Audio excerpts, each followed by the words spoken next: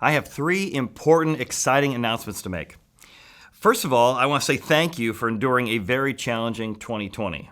Masks have not been fun, social distancing hasn't been fun, but it's been a way that we care for each other and keep each other safe, as well as keep the doors to the church open. And it has been amazing how God has increased those who are watching our services during this time. In fact, we got a map recently that shows that you're watching, your friends are watching all over the United States. And so we're finding that God is using Bible teaching to impact people really all over the world. So thanks for watching online. Now, for those of you who've been back in person, you have noticed that we are growing, and growing so much that our services are at capacity. And honestly, it's just been a challenge operating at 25%. So, in order to serve you and to serve your family and friends, we're offering 3 services on Sunday starting on May 2nd. 3. At 8:30, an equipping service, that's worship and verse-by-verse Bible teaching. Then another equipping service at 9:45. That's going to shift our exploring service to 11 o'clock. We're going to offer children's programs, infant through high school, at all 3 offerings. And we hope this will be an opportunity for you to drop off your kids for some engaging programs at whatever time slot you choose and sit back and relax, explore, and be equipped. Now, the question always comes up, like, why can't we have an equipping service later? I get it. I am not a morning person. But our history has always been to prioritize our guests. And the research shows that our friends and family, who maybe aren't churchgoers, the best time slot that they will come if invited is between 10 a.m. and 11 a.m. So we have found, the best slot we can to prioritize our guests, and as people who care about our friends, to choose the other slots so we can still invite our friends to church. And my hope is that you will be able to help us as we're trying to love on, care for, and reach our friends for God. All right, announcement number 2. The tent is back. The tent is back. However, we're not sure exactly when in May we're going to open it because the cicadas are back too. It's like, oh my goodness. But we're going to open sometime in the month of May based on the cicadas and how loud they are or whatever. And the good news is it's going to be an open air format with different pods for you and your family to have your distancing, but it's open air, so no masks are required. In fact, when we go to the tent, before that, we'll also have the atrium available. And effective immediately, third announcement, no reservations are required for the tent or the atrium. However, we're still operating at 25 capacity on the chapel, so please make reservations weekly for the chapel. However, if you didn't have a chance to make reservations, if you're showing up last minute, please just show up. We're going to have room for you in the atrium and eventually the tent when it opens. So, quick recap. Number 1, May 2nd, 3 services, 8:30 equipping, 9:45 equipping, and 11 o'clock exploring. Number 2, the tent is back, opening soon in May. No reservations required, and that's the third announcement. Make reservations for the chapel, but no reservations required for the tent or for the atrium. We look forward to seeing you around Horizon.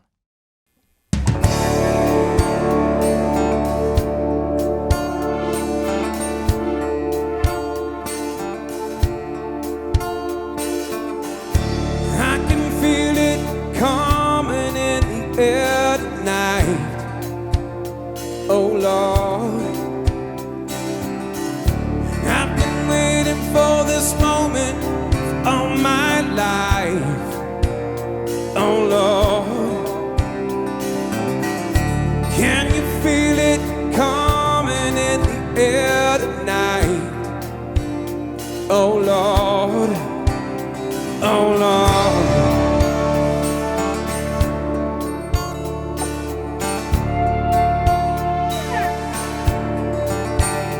Well, if you told me you were drowning, I would not lend a hand. I've seen your face before, my friend, but I don't know if you know who I am. I was there and I saw what you did. I saw it with my own 2 eyes. You can wipe off that grin. I know where you've been. It's all been a pack of lies.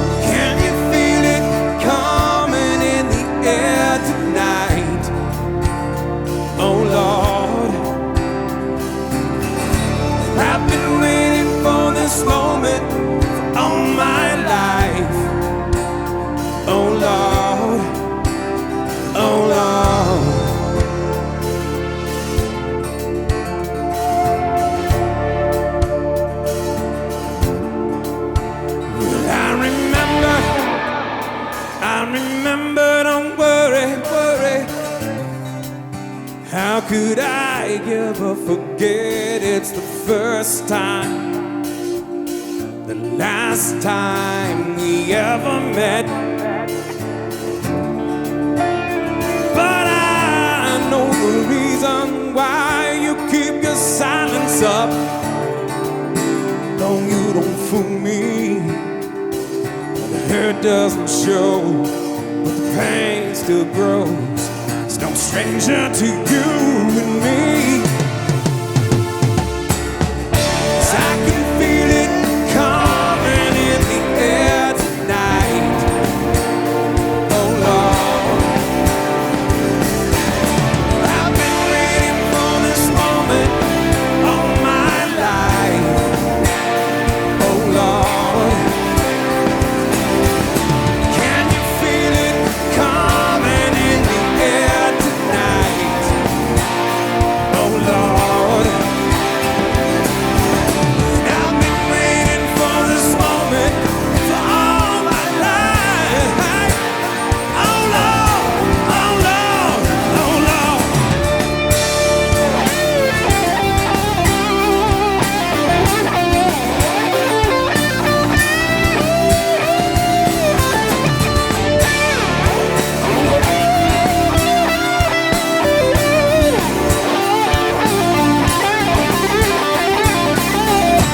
I can feel it coming in the air tonight. Oh Lord, oh Lord.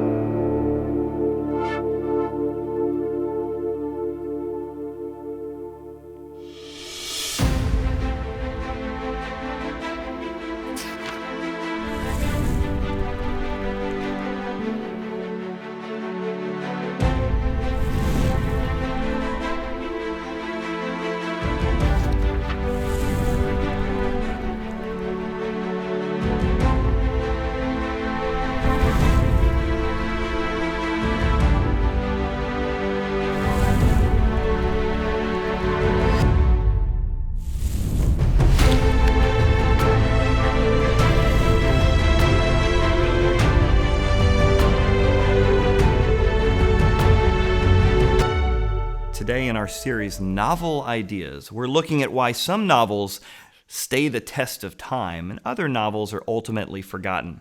The ones we remember are the ones that tap into some theme of the human condition.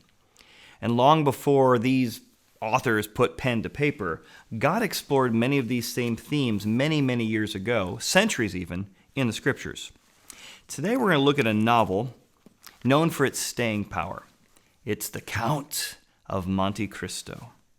It's a powerful story that explores these universal themes.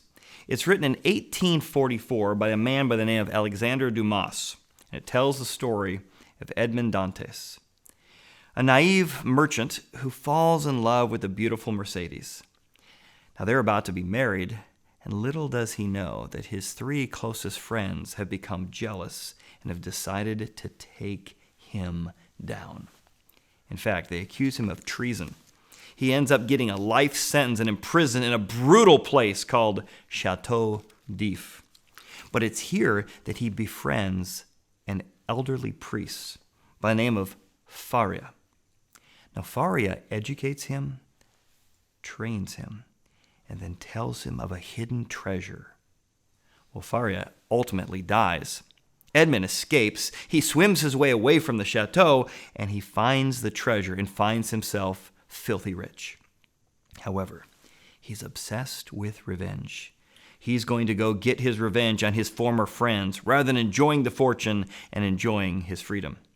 He reinvents himself as the mysterious Count of Monte Cristo because the treasure had been found on an island called Monte Cristo. He spends the next 10 years looking at all the details, all the intricate details of his friends' lives to make sure they will truly pay. He lives in France, integrates himself into the new French society, and with that ultimately destroys the lives of all three of his former friends. However, he finds revenge is ultimately unsatisfying, and he takes his fortune and gives it away to a new couple and pursues love and finds love again. And what this book asks us to ask ourselves is revenge really our job? And will revenge ultimately satisfy? And at what cost will you seek revenge and lose your own happiness and lose your own freedom? Welcome to Horizon. Well, today we're going to finish up our series called Novel Ideas. And we have been taking a look at classic works of literature and finding the places where they intersect with faith and life. And as Chad shared in our opener, today we're going to be looking at the Count of Monte Cristo. And this book is just a classic tale of betrayal and revenge. And it is carried out with surgical precision.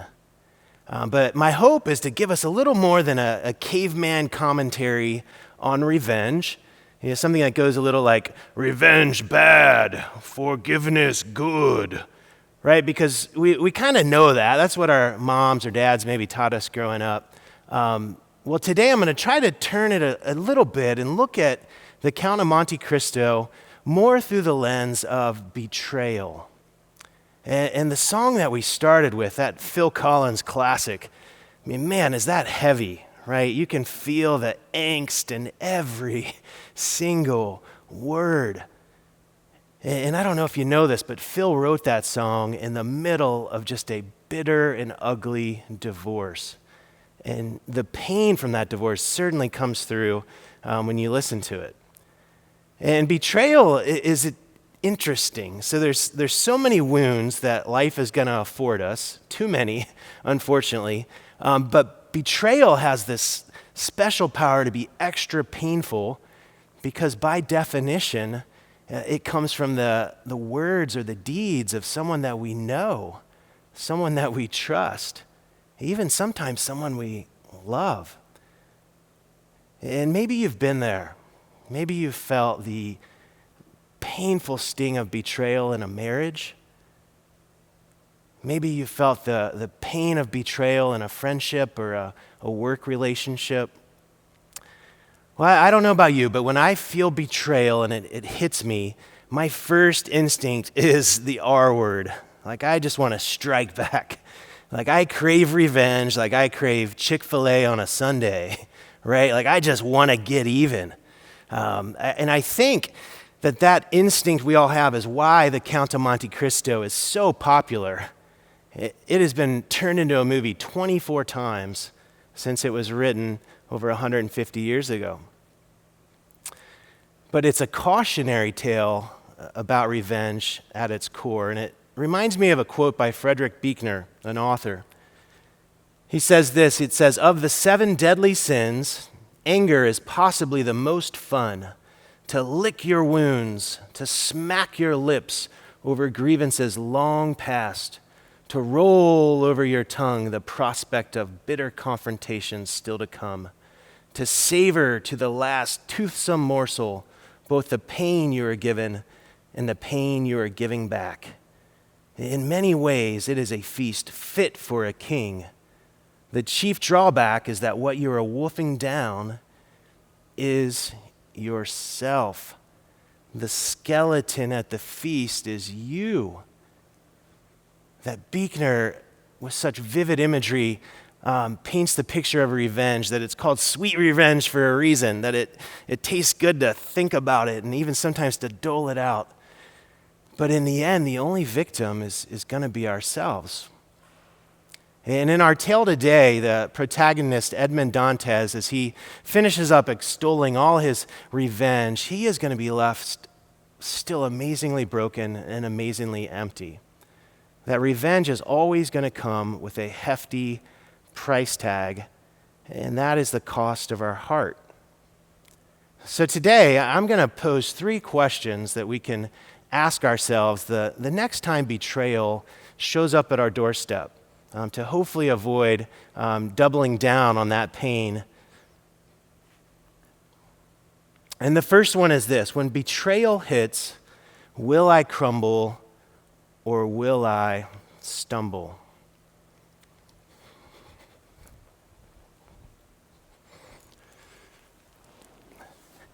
So we start off the story with Edmond Dantes, and he is having just the best day of his life. Okay, he's returned from sea, which at this time in the world was just a miracle to come back alive.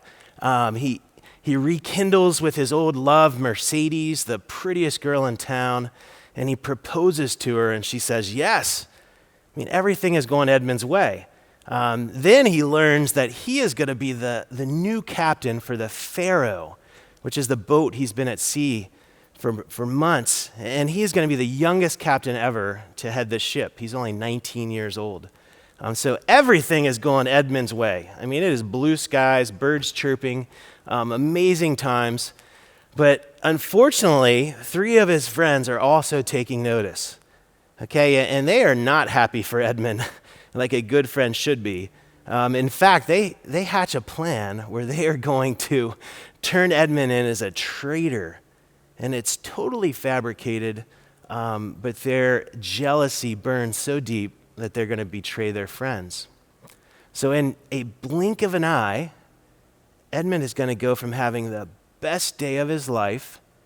He'll be at a party celebrating his engagement to Mercedes. The switch will flip, and betrayal is going to fall out of the sky like a tornado and just turn his world upside down.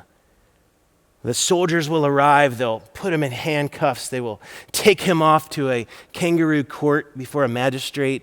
He's going to be sentenced to life in the Chateau d'If, which is an island prison that is just barbaric, and it is where prisoners were sent to just die. I wonder if you've had a day like that, where you've woken up, your head bounces off the pillow, sun is shining, things are great, but by the end of the day, when you put your head back down on the pillow, oh my goodness, has life changed? That a betrayal popped out of the sky and dropped down like a tornado and just began to wreak havoc in your world.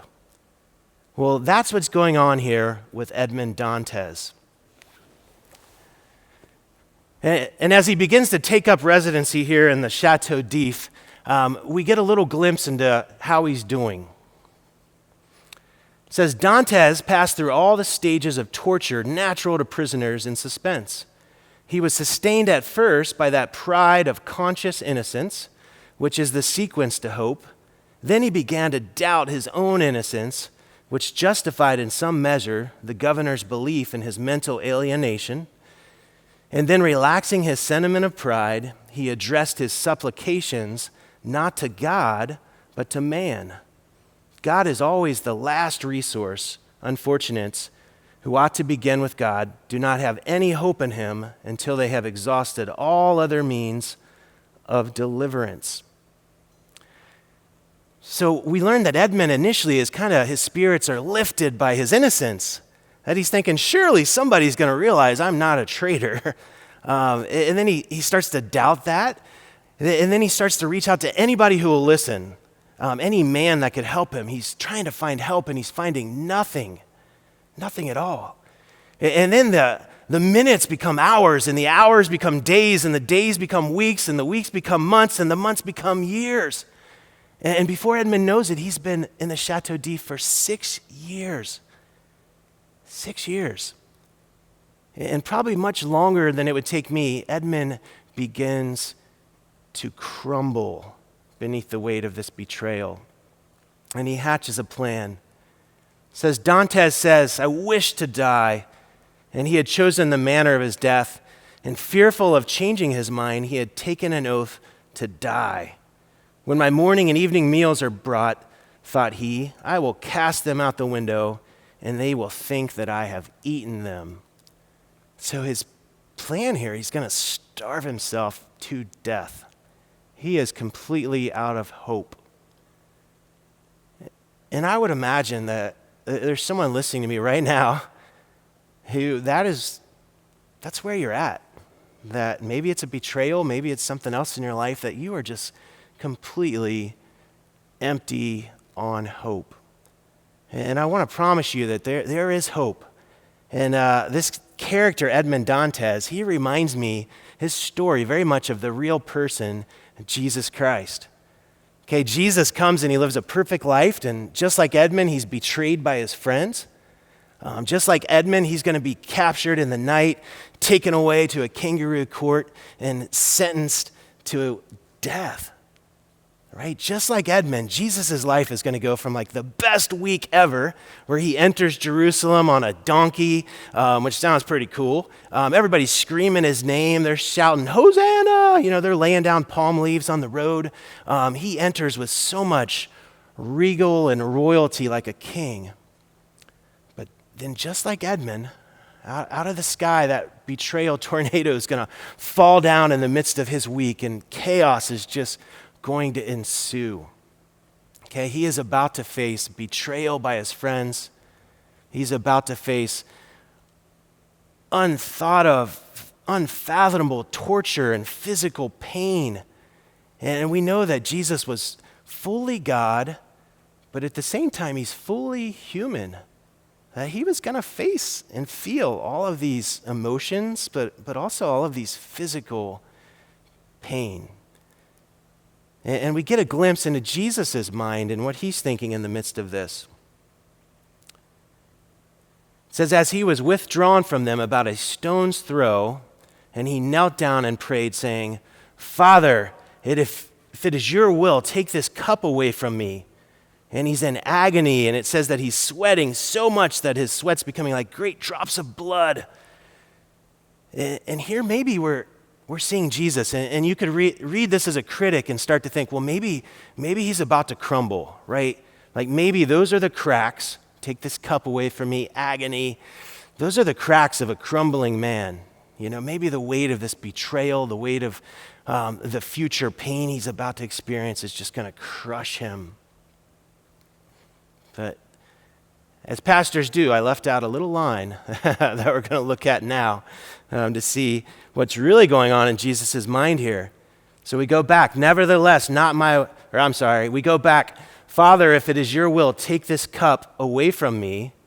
Nevertheless, not my will, but yours be done. You see, Jesus isn't going to crumble here. Instead, he's going to stumble forward through this betrayal. And I know that sounds crazy to say that the God of the universe is going to stumble doing anything, but after he's arrested, he'll be beaten and mocked and spit upon.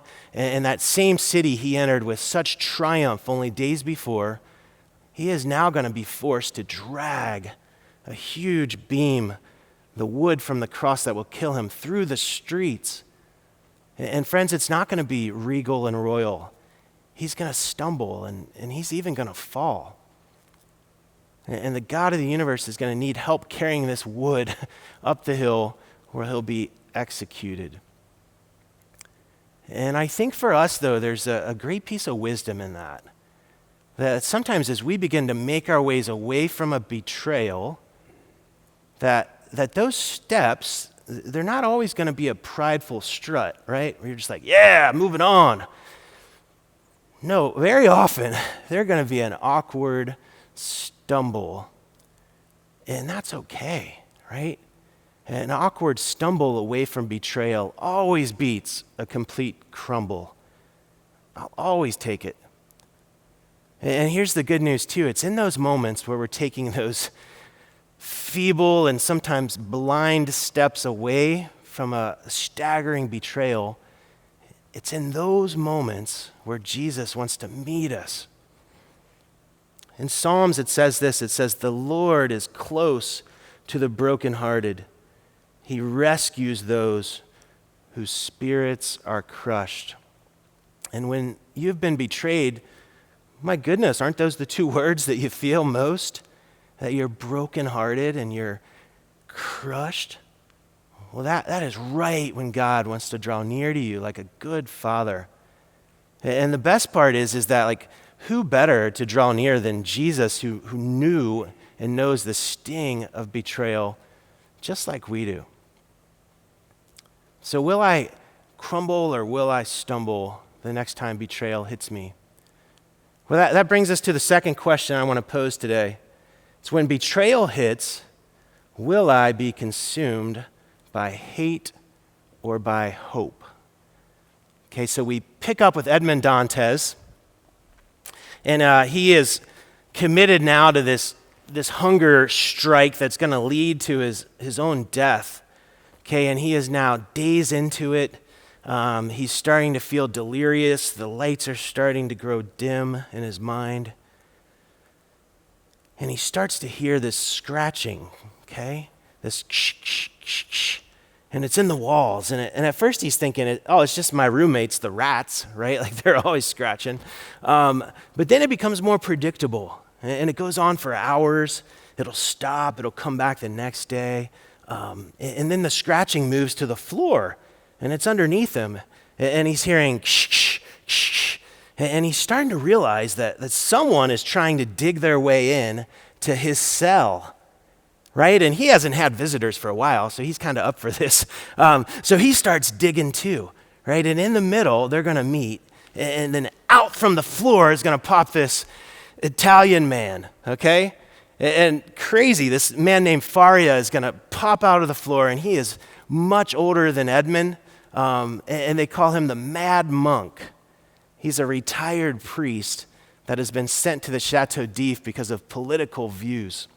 And he's always talking about this treasure, that he has somewhere, and he's trying to bribe guards, and they're just like, you're crazy, you're mad. But Faria is an educated man. And over the course of the next 8 years, he is going to teach Edmund everything he knows about culture and history, politics, government, faith. He's just going to download all of his knowledge into Edmund's mind. But he's also, and he'll regret this, he's also going to help Edmund piece together his betrayal. Because up until now, Edmund doesn't quite know, 6 years in, who betrayed him. But Faria is so smart, and they have so much time on their hands, that they piece it together. And this is going to fill Edmund with nothing but hate. So now every minute of every hour of every day of every week of every month of every year, for 8 years, all Edmund thinks about is killing the 3 men that betrayed him. He is just consumed with hatred. It's all he can think about. And as fate would have it, Faria is going to die of a stroke. And in the chaos of Faria's death, Edmund is going to escape from the Chateau d'If. He'll find the treasure, okay, and then he's going to have a decision to make. And I think we all get to this point after a betrayal. Okay, he has spent 6 years crumbling in the Chateau d'If. He spent 3 additional years learning and growing under Faria. And now he is out, and he is the richest man in France. Treasures unimaginable are at his disposal. Well, what's he going to do? Well, here's what's crazy is he will spend another 10 years plotting the revenge on his 3 enemies. And my Madeira math tells me that is 24 years of his life now that he can chalk up to this betrayal. But the last 10 are by choice. And as he's making his way through these 10 years and he begins to execute his revenge, he's going to come across Mercedes, his former love. And now, to put salt in the wounds, she's married to one of the men who betrayed him. And after some interaction, she's going to see through the cloak, the mask of the Count of Monte Cristo that he's been wearing, and she's going to see that he's Edmond Dantes. And she's going to try to talk him out of this crazy revenge plan and say, Edmund, just live your life, be happy. And here's what he says to her. He says, if you ever loved me, don't rob me of my hate. It's all I have. Friends, he's the richest man in the whole country. He has his freedom, and he's saying, all I have is my hate. Like, what a lonely and empty place to be. But I can relate somewhat. About 7 years ago, My family lived in Myrtle Beach, South Carolina. We had moved there for work. We had been sent there 12 hours away from our homes in Cincinnati. And a couple years in, things are going pretty well, honestly. They're still growing and moving. And I get a call from my boss at the time, and he said a sentence that I'll never forget. And he said it very nonchalantly, like he was just talking about the weather. He said, hey, Ryan, so you're not getting any younger. I'm like, well, that's kind of how it works, man. Sorry. And you're not quite as good with students as you used to be. And you've never been good at raising money. And he was right. I was never good at raising money. And then he ended with this. He said, and if you're not careful, you're going to find yourself doing something new pretty soon. And friends, I got to tell you, I had no words. Like, I don't even know how I ended the call, to be quite honest, because after 21 years with an organization, that was never how I imagined that conversation being broached in a really nonchalant phone call. And I was completely crushed. Within a matter of a few months, I found out that a younger man than me and a cooler man than me, which isn't very hard, it's pretty much everybody, and most importantly, a cheaper man than me, someone without a family, wanted my job. And a few months later, with no fanfare, with no goodbye party, no memory book to take with me, I was left with just deafening silence. And we were left to find what was next. After moving our family 12 hours from home, building a house, settling our kids over the course of 5 years.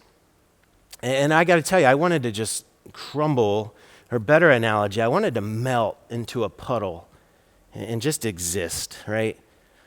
But I couldn't. I had 4 amazing kids at home and a wife at home that I loved, so I stumbled. And I began to just stumble forward at the best of my ability.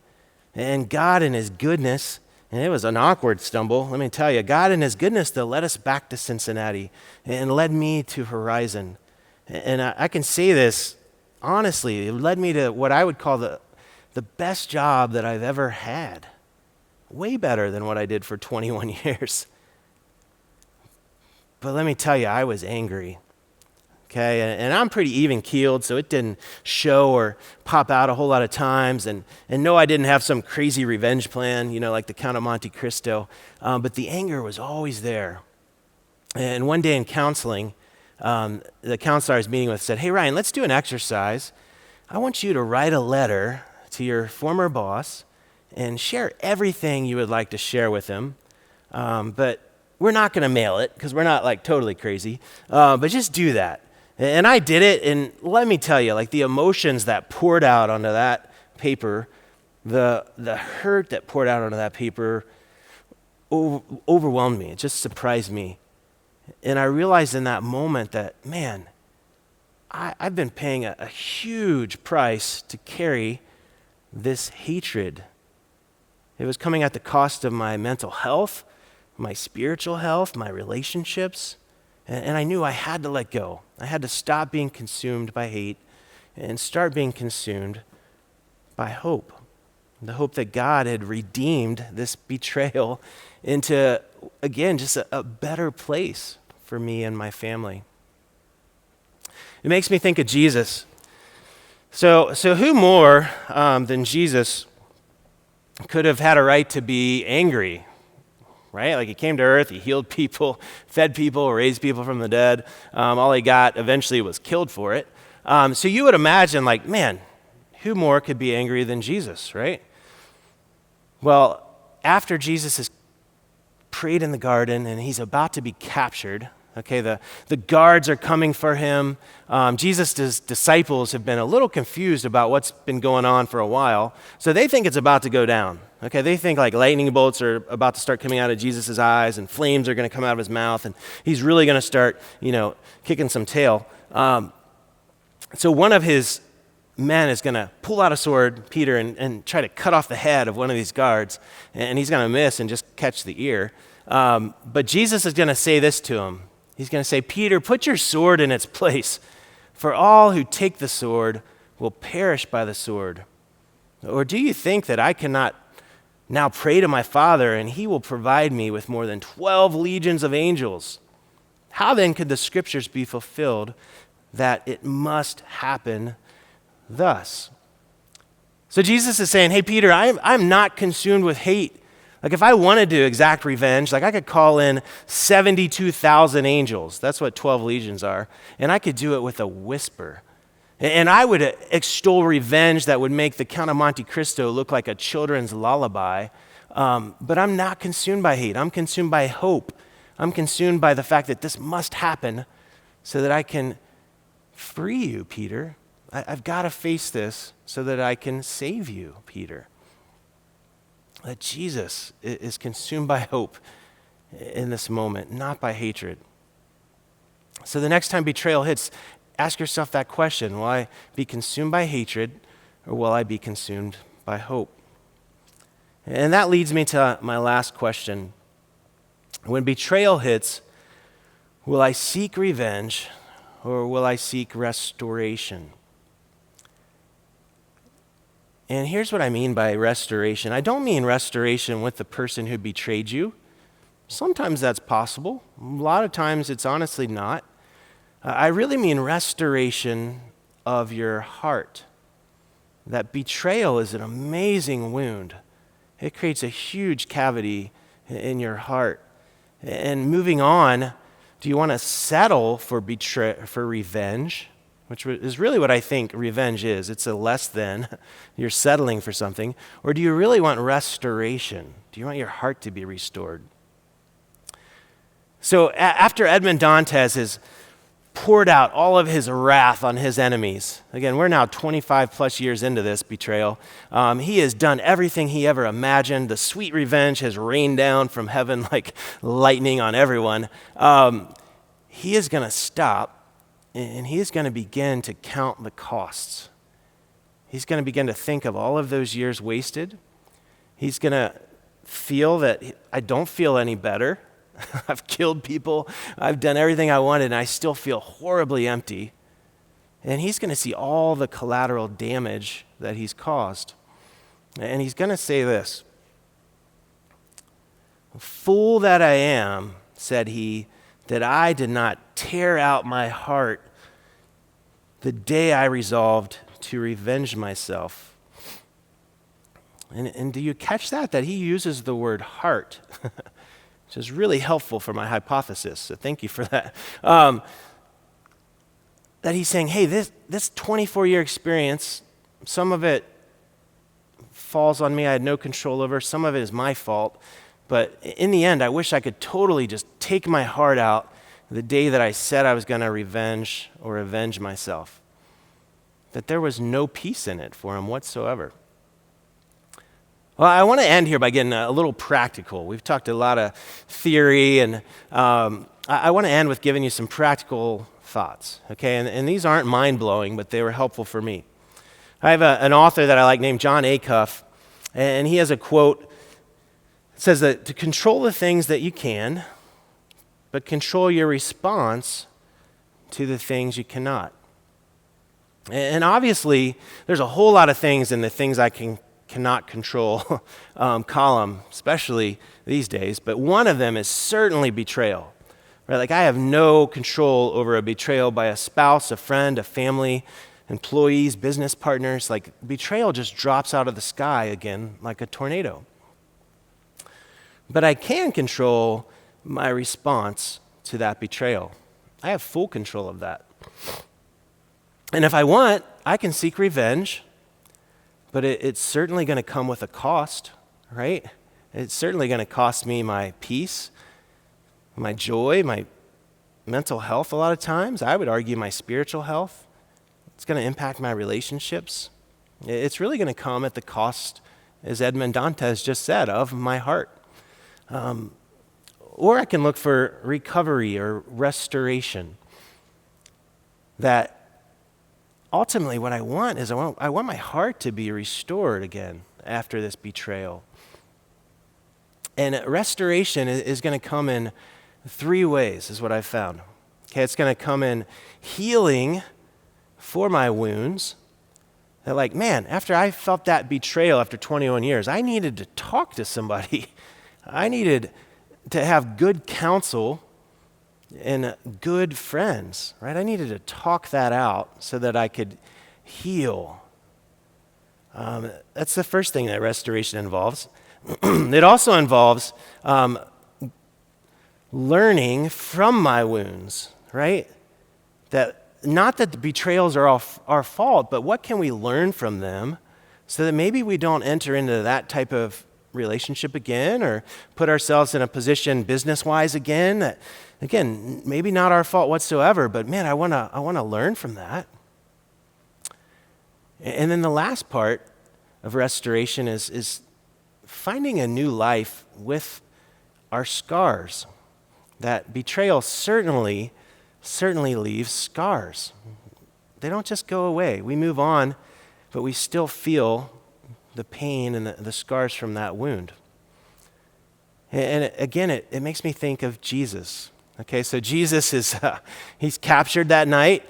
He puts the ear back on, the guard. They take him away. Again, they're going to mock him, beat him, spit on him. Eventually, they're going to brutally execute him. And then, spoiler alert, he is going to rise again, right? Maybe you've heard that. He's going to come back, and he's going to be in, big churchy word, in a resurrected body. Okay, it's basically he's just back to life. And he's going to surprise his disciples, his buddies. He's going to enter the room. It says, while they were still talking about this, Jesus himself stood among them and said to them, "Peace be with you." They were startled, because Jesus was dead only hours before, days before, and frightened, thinking they saw a ghost. He said to them, "Why are you troubled, and why do doubts rise in your minds?" And then I want you to catch this part. He says, "Look at my hands and my feet. It is myself." And I don't think Jesus had really distinguishable hands, like, oh my gosh, Jesus' hands are so hairy. Of course that's him. I think he's saying, look at my scars. Like, it's me. You just watch spikes be pushed through those hands of mine. And here's my question. Why would the resurrected Jesus, again, he comes back, he's kind of this perfect body at this point. Why would he come back with scars? Why not just come back completely healed from that traumatic execution? Well, here's why. Just a few books later in the Bible, it says, "Therefore, in all things, he had to be made like his brethren, that he might be a merciful and faithful high priest in things pertaining to God." That Jesus wanted to be made like us in every way so that he could be merciful and faithful, so he could be empathetic, so he could know what it feels like to be betrayed, knows what it feels like to wake up with a hungry stomach. He knew every emotion, every feeling we've ever had. And when we're betrayed, we move on with our scars. So when Jesus was betrayed, he makes this decision to move on with his scars as well. And I think that is just an amazing thing that I want you to think about, that in the midst of your betrayal, the next time you want to crumble, you want to just melt into a puddle on the floor like I did, in steps Jesus, and he says, "Hey, stumble with me. Look at my hands, look at my feet. I've been there. I know what it's like to be scarred from betrayal." Or the next time you want to just be filled with hatred and just all you can think about is sweet revenge, we'll look to Jesus and say, hey, man, he was justified in feeling that way, and he just decided to focus on hope, and the hope that God can even redeem our worst betrayal into maybe the best thing that's ever happened to us eventually. And lastly, when we want to seek revenge, man, can we turn to Jesus, look at those scars, know that he is merciful and faithful, and instead seek restoration of our hearts. Well, we're going to end today with a song, and it's heavy. And it's this idea of having that rug pulled out from underneath you and feeling that. But he's also going to say, hey, I need somebody to heal. I need somebody to know. I need somebody to hold me. Right? And what I want to encourage you with is feel the angst in the song, but also feel the hope that we can find in our stumbling through betrayal, but overcoming it, Savior of Jesus. I'm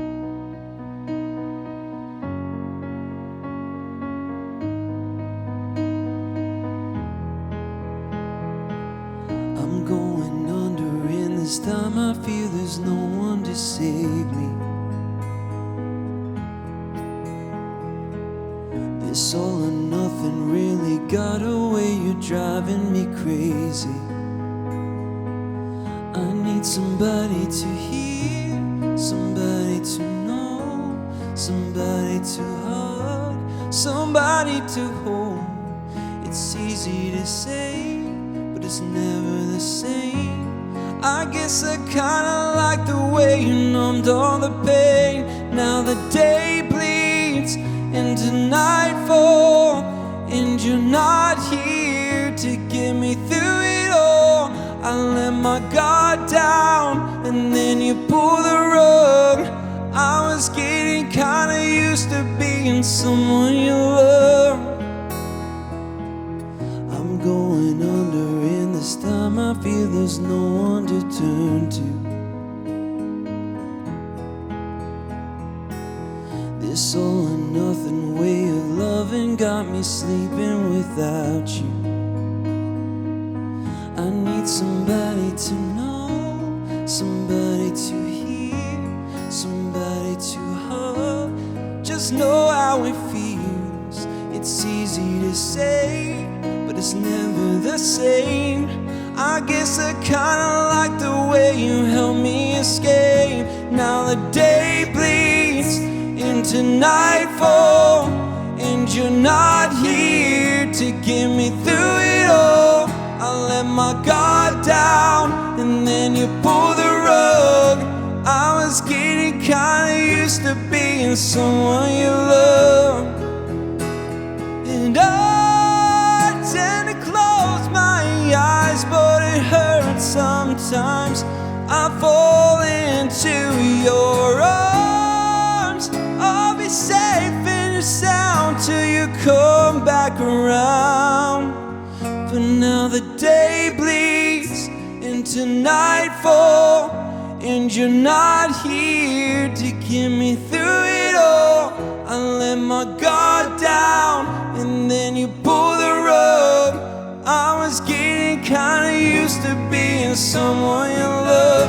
Now the day bleeds into nightfall, and you're not here to get me through it all. I let my guard down, and then you pull the rug. I was getting kinda used to being someone you love. Let my guard down, and then you pull the rug. I was getting kinda used to being someone you love.